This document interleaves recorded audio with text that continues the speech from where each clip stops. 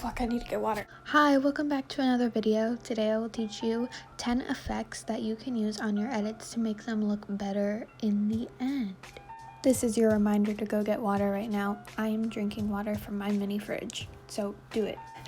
As always, everything you will need to know is in this video, and I will leave everything, all the effects I used at the end.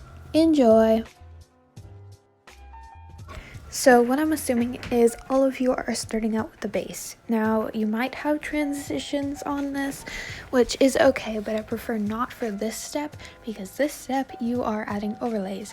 So once you have your base, you go to your photo, import your overlay on top of it, and then you can use blend background, or you can add a mask and mask out the color.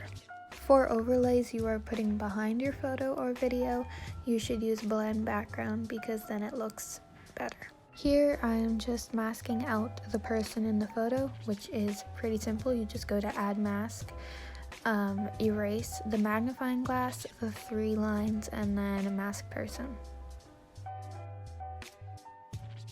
Next is flash. Usually I have 2 types of flash in my edits. The first one is just a simple blend background edit where you have both layers the same photo, and then you go to blend background, and then I usually choose the second one that I'm highlighting here because it makes it more bright. So then you just edit keyframes, so then when you're at the end of the clip, the opacity is at 0. Depending on how fast or slow your clip is, you can add a graph or not. Usually I don't because it turns out fine, but it's all up to your personal preference. The next flash is created by using a re-effect effect. The effect I used is zoom blur.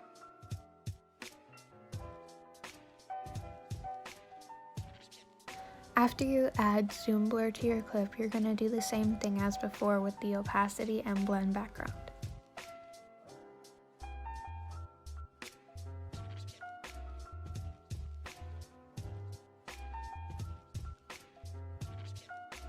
Next, you're going to want to make sure to add tracking blur to each transition you make. This helps your edit look way smoother. Along with tracking blur, you should also use a mirror option.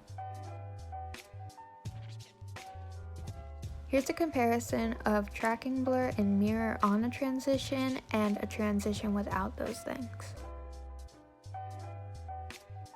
Next are shakes. So you're going to go to keyframes as normal, and you're going to set your cursor all the way to the end and then set a path keyframe. Then you are going to go to the start of your clip and then move your picture to wherever you'd like. Then you are going to go to graphs and choose one of the 6 squiggly ones.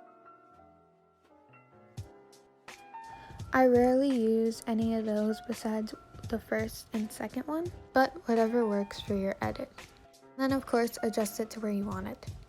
You could play around with this. It doesn't really matter which one you use as long as you're using those graphs, because then it looks like a shake. Next I'm going to show you how to do this like zoom in, zoom out thing. I can't really explain it, but you'll see. So you're going to set up a zoom out transition the way you normally would. Then you go to graphs. Now here's the key ingredient. You set your points and bring one of them to the very edge. Then you're going to take your other point and make it a straight one, and you're going to have it at the very bottom of the graph, not off of the graph though. As you see, it makes this natural curve off the graph, and you can just adjust it to where you want. But that curve that goes off of the graph is what's going to make the zoom in before the zoom out. So that's the end of the individual things you can do to your thing. You should have a base-like thing like this. Most of your instincts will tell you to merge all your clips, but that's not what you're going to want to do. You're going to want to export your base and then import it into a separate project.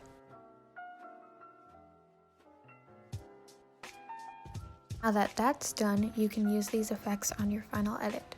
First, this is how you use panning.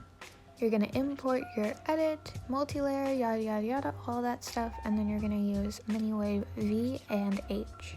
Now I like to use both of them stacked up on each other, which I will show you in a second, but what you're going to want to do is make it slow, bring that slider all the way down, and bring the other one to where you want it to go. If you can't tell, there's a slight bounce on that, which is what you want. And then you're going to repeat that with the other wave you didn't use before.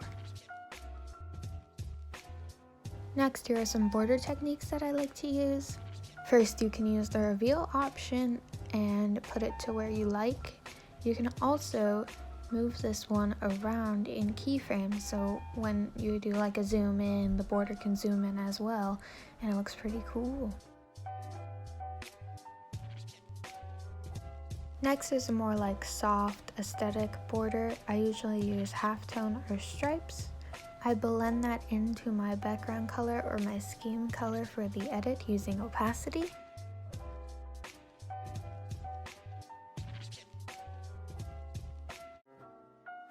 And then I use add mask and the square one to create the border.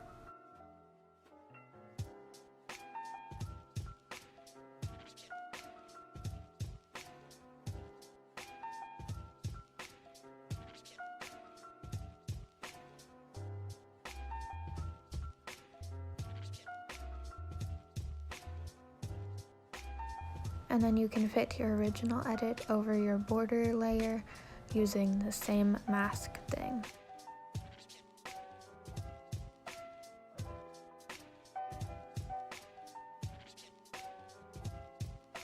Now for coloring, I personally haven't bought any of the transform stuff, so I usually just play around with the color settings that Videostar gives us. I usually mix and match them, as you can see here. I used a bunch of layers on this one and just blended them using blend background.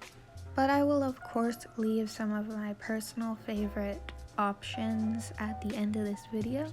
One final thing you can do for coloring though is take the color of your scheme, import it over your edit, go to edit keyframes, and then adjust the opacity so that it kind of blends in and you get that color scheme coloring. Finally, just put more overlays on top of it. Usually for my edits, I like to put VHS overlays or like staticky ones, and I just make them more soft, not as harsh as they originally were before, just by playing around with the opacity. Finally, a little mini tip is you can make your edit look 15 frames by going to transform, then that little clock thing, lower frame rate, go to time based, and it should already be at 15 per second. And there you have it. So now you've brought your edit from this to this.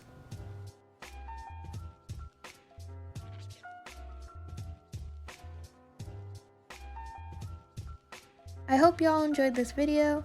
Make sure to check out my link tree in the description. Share this video with your editor friends. If you still have some questions, feel free to comment them or put them into the Google form down below.